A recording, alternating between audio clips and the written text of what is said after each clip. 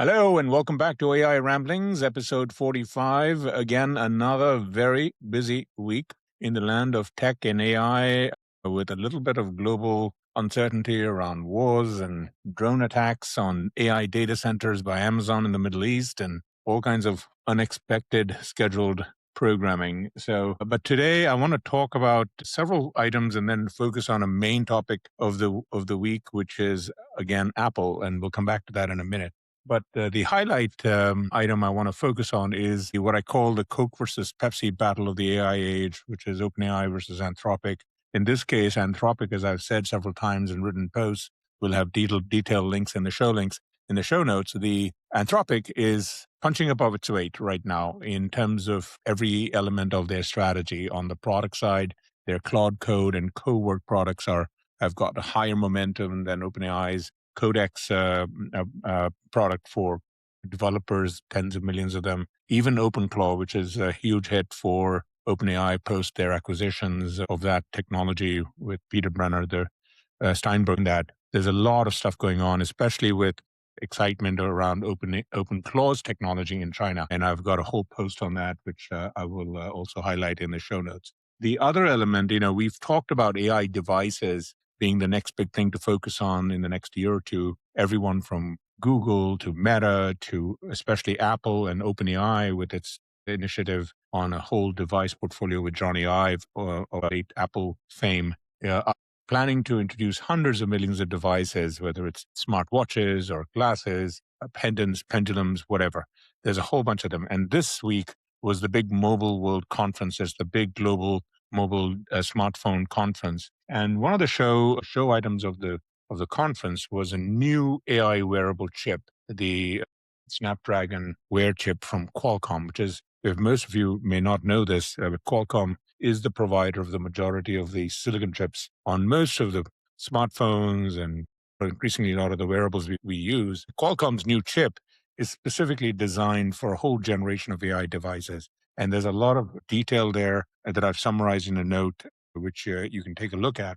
But it's a big deal in the context of moving forward the whole AI wearable device revolution, because these chips are designed to be low power, high efficiency from a processing of local AI models, and also increasingly work independently of the smartphone. And this is a strategy they're emulating from Apple, which has been in the pole position here, as I've written a lot about Apple with its Apple Silicon strategy across computers, laptops, smartphones, wearables, has a head start with the AI wearable chips. And so this is a battle that we need to increasingly focus on, especially at a time when big supply constraints, pricing pressures, etc., on chips in general. So the Qualcomm versus Apple on AI wearable chips is a key item to kind of underline. A third item that I want to talk about is Samsung announced their S26, their most recent 2026 line of smartphones. And one of the core things there was just a lot of software that continues to use AI to reshape what we think of as pictures and videos, a lot of AI assistance. So the whole notion that a photo is a matter of something that a record of what happened in the real world is increasingly going by the wayside. And the social media video companies of the world, the Metas, the Googles,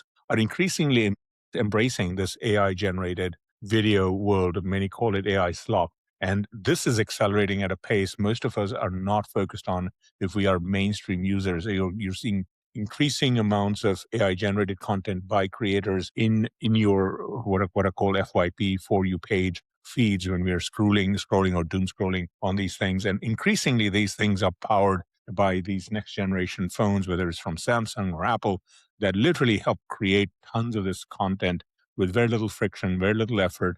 And we've seen this over the last 2 or 3 years, but it's accelerating. And the core thing in technology, in terms of both adoption of these technologies and understanding the financials of these technologies, understanding these exponential curves. And this is not something that humans got it hardwired in our systems. We don't live in an exponential world. We live in linear worlds. I need to go from A to B. It's going to take me this much time at this speed. We're not used to exponential curves. And that's what we're talking about almost every item in this week's AI Ramblings, especially in terms of AI content. The question of what is a photo, what is a video, when anything can be changed. Samsung's newest phones allow you to put a dog that's not in a photo, your favorite dog, and put it in the photo. It allows you to change clothes on yourself or friends. And you can think of the, downsides of all of that and, very quickly. So regulators are interested. This is going to be a big global issue. The technology is being deployed by the big tech companies because they can, and the regulators are increasingly be faced by complaints by mainstream users who are already fearful of AI technology, AI slop, AI impact on their jobs, AI impact on existential issues that have been really built up by even the founders of some of these companies. So, big issue, Meta and Google embracing AI reality as a whole new wave for hundreds of millions of creators who use their platforms to disseminate content, increasingly AI generated content. The next item, the fourth item I wanted to touch on is OpenAI OpenClaw, which is the open source AI agent technology that took the world by storm a couple of months ago.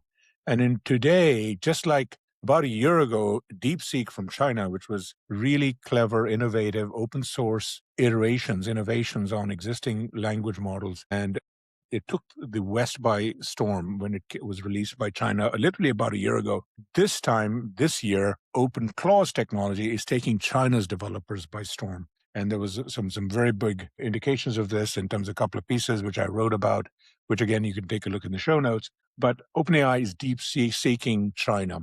And that's an important trend, not just because we're punching back on China, not in that context, but Chinese developers and application companies, whether they're big ones like Alibaba with their Quen's AI systems to much smaller, their scrappy AI companies, they are extraordinarily innovative and they are building rapidly on AI agent that can, platforms that can run locally, inspired by OpenClaw, but now quickly building their own homegrown bottom-ups tactical applications. And we should watch this because, and just like the world saw Chinese applications like TikTok become global applications, or Temu and Shein basically reinvent e-commerce, we're going to see applications of local generated AI more likely than not coming out of China.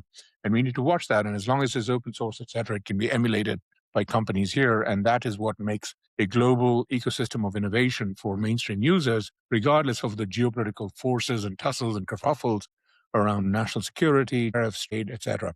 Those are headwinds.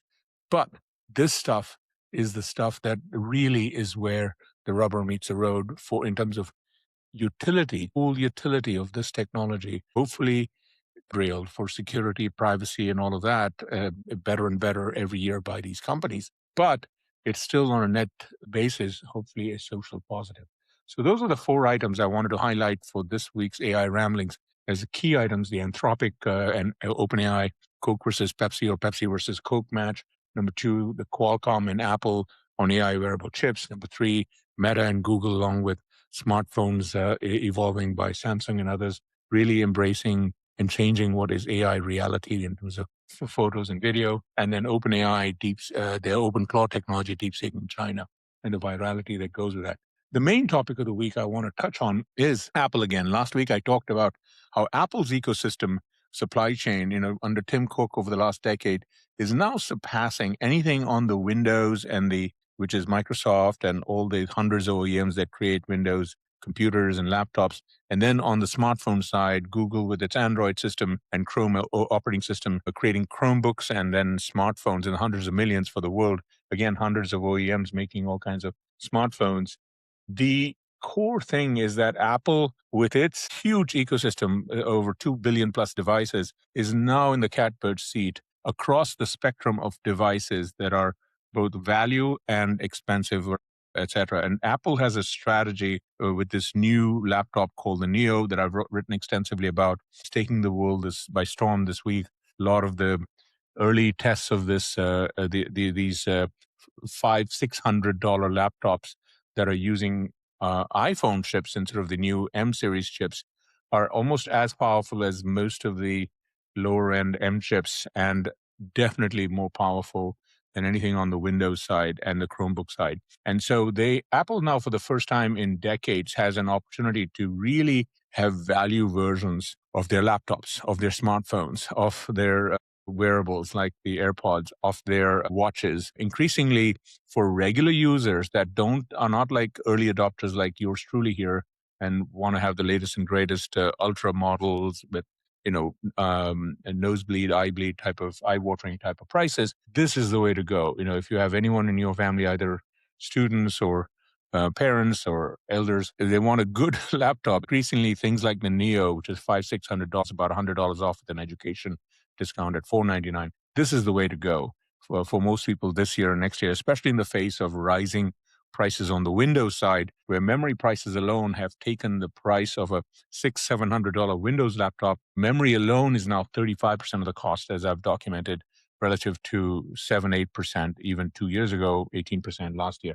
So Apple is the new value price competitor on a global basis, and this is a very new important variable that we've not seen. I'll have a lot more to talk about and write about on this, but I just wanted to underline this, and it really has an impact for mainstream users as you rethink options. So Apple has a huge potential product in the Neo laptop and also in the other value priced components of their lineup. So I wanted to touch on that as a big trend to kind of keep in mind.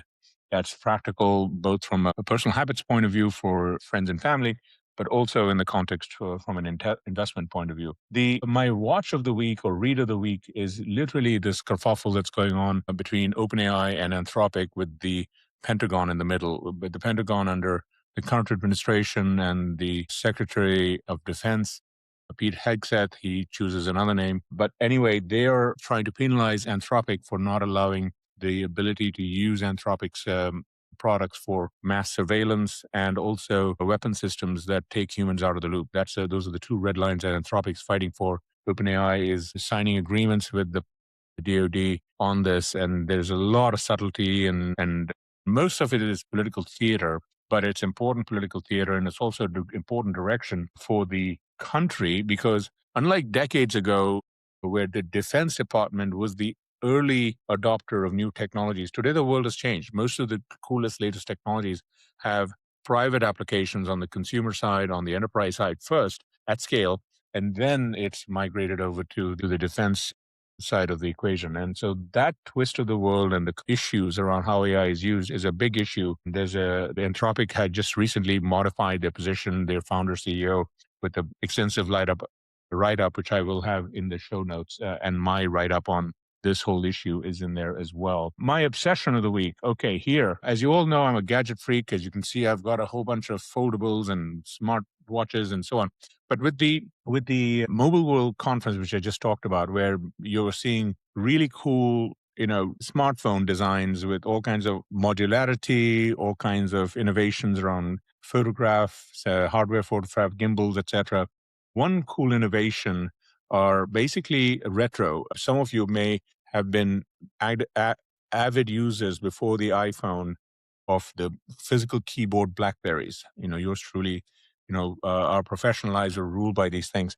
The new trend this year are 4-inch smartphones with Android 16, which is the latest operating system from Google, with physical keyboards. And there are two big contenders, a company called Clicks and another one called Unihertz, and they have two competing models. Again, if you want to take a look at these pictures and some of the early experiences by reviewers like The Verge at the conference, there'll be a lot of details in the show notes. They're really cool. If you were a BlackBerry user, this is going to bring back a lot of nostalgia aspects, and there are some cool potential applications of these phones that you can control as much simpler devices than your smartphone, which today just inundates us and saps our attention and saps our energy in some cases. And these new smaller devices with physical keyboards are really optimized to just focus on the critical elements that we do every day: email, Slack, messaging, etc., with physical keyboards, and use the keyboard as a haptic way to just control the screen with a mouse, etc., virtual mouse, etc.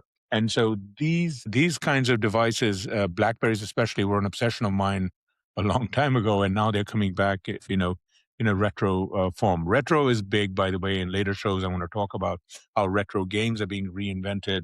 There's a very well-known entrepreneur, Palmer Luckey of Oculus fame, who helped Facebook become Meta, and now is leading a huge defense startup called Angelo.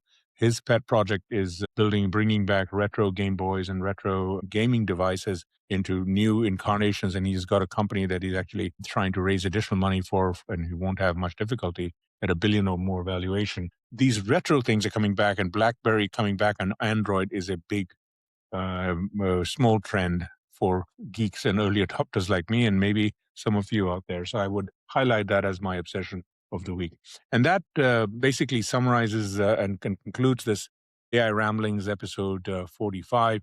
Hope you found this interesting. As usual, if you have thoughts, comments, feedback, always welcome. Also, likes and subscribes always helps in terms of the algorithm. And again, I thank you for joining me this week for 45, and I look forward very soon next week to do 46. Stay tuned.